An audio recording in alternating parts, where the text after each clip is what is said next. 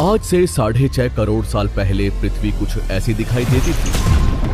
जहां आप बैठे हैं वहां डायनासोर्स घुमा करते थे। समुद्र की गहराई से लेकर आसमान की चोटी तक 1 लाख किलो वजनीय जीव से लेकर 4 हाथियों से भी बड़े पक्षी तक, हर कोने में बस इनका ही राज था। लेकिन ऐसा क्या हुआ कि सिर्फ चंद घंटों में इनका विनाश हो गया? हमारे पूर्वज ही जिंदा क्यों बचे और इंसान पृथ्वी पर कैसे आए, जानते हैं इस वीडियो में। समय में थोड़ा पीछे चलते हैं। ये है हमारी पृथ्वी।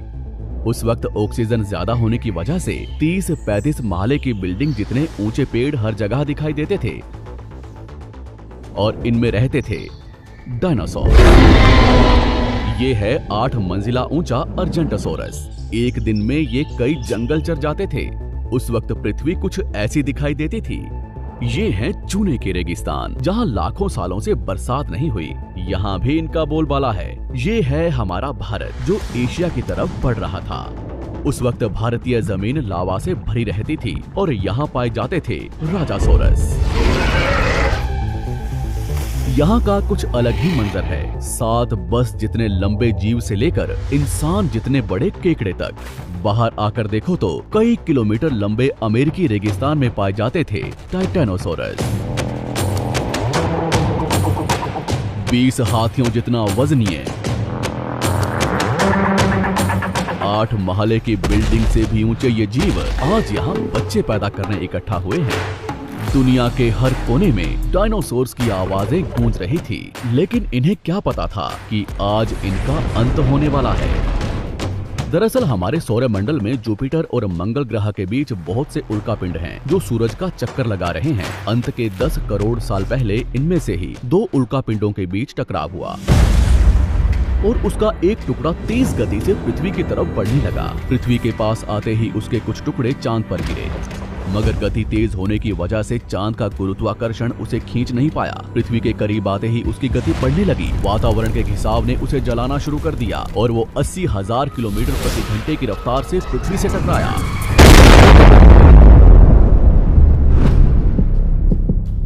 यहाँ रात के 1:30 बज रहे थे। टकराने से 4 मिनट पहले पूरी पृथ्वी पर उजाला हो चुका था। इसकी चमक को देख नजदीकी जानवर अंधे हो चुके थे। गिरने से पहले ही वहां का पानी सूख गया। गिरते ही विस्फोट से निकली ऊर्जा आज के 10 करोड़ परमाणु बम के बराबर थी। इससे निकल रही 6000 डिग्री सेल्सियस की गर्मी ने आसपास के जानवरों को तुरंत भाप बनाकर उड़ा दिया। 150 किलोमीटर के दायरे की जमीन अंतरिक्ष तक पहुंच गई और अब तक सिर्फ 5 सेकंड ही बीते हैं। इस विस्फोट से जन्मी झटके की लहर 550 किलोमीटर प्रति सेकंड की रफ्तार से आगे बढ़ी। इसने पत्थरों को गोले की रफ्तार से उड़ाना शुरू कर दिया। आसपास की नदियां उल्टी बहने लगी। जंगल के पेड़ नीचे गिरने लगे। पहाड़ों ने दम तोड़ना शुरू कर दिया। इसके कुछ ही सेकंड बाद आई भयंकर गर्मी की लहर ने उड़ रहे पत्थरों को पिघलाकर लावा बना दिया। संपर्क में आने वाला हर एक पानी तुरंत भाप बन रहा था। समुद्र के अंदर उबाल शुरू होने लगा। पलक झपकते ही जंगल सूख रहे थे। जानवरों का शरीर उबल रहा था और अभी तक तो सिर्फ शुरुआत ही हुई है।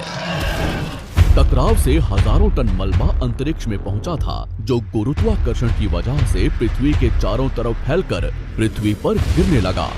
उसमें भी आग लग रही थी और जहां ये गिर रहे थे वहां कई किलोमीटर तक विनाश हो रहा था। टकराव ने पृथ्वी को अंदर से भी हिला दिया था, जिससे कुछ ही सेकंड में पृथ्वी पर भूकंप आना शुरू हो गया। भूकंप की तीव्रता ज्यादा थी, इसलिए समुद्र का पानी जमीन में बैठे रेत से मिलने लगा, जिससे जीवों को घुटन होने लगी और वहां भी पतन शुरू हो गया।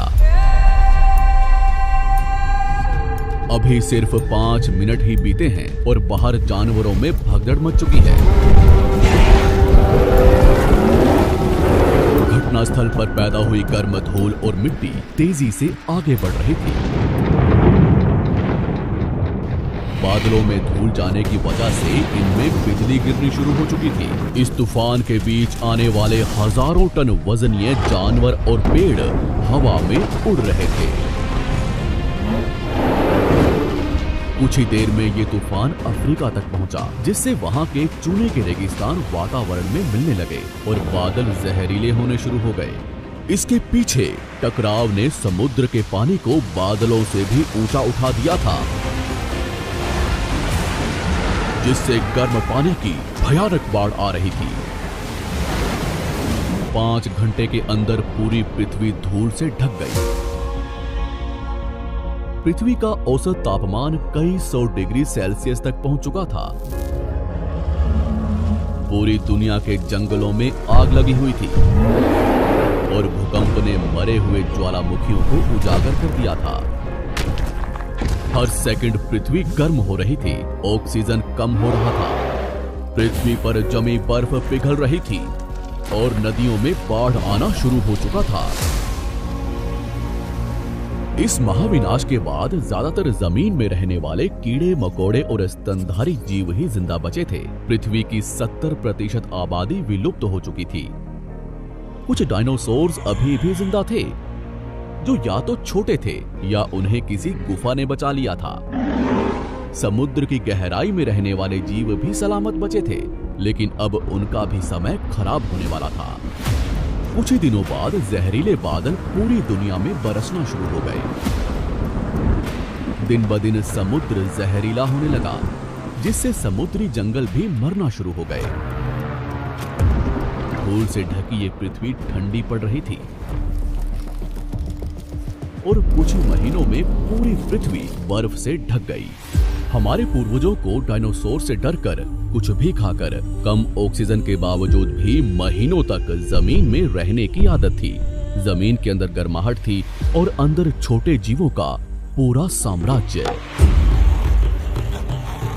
इस घटना के कुछ साल बाद तक भी डायनासोर्स अब तक जिंदा थे, लेकिन इनके होने के बावजूद भी ऐसा क्या हुआ कि ये जमीन में रहने वाले स्तनधारी जीव आसानी से जमीन पर रहने लगे। वो डायनासोर्स कहाँ गए? पृथ्वी पर इंसानों का जन्म कैसे हुआ? सिर्फ इंसान ही विकसित क्यों हो पाए? जानते हैं हमारी अगली वीडियो में।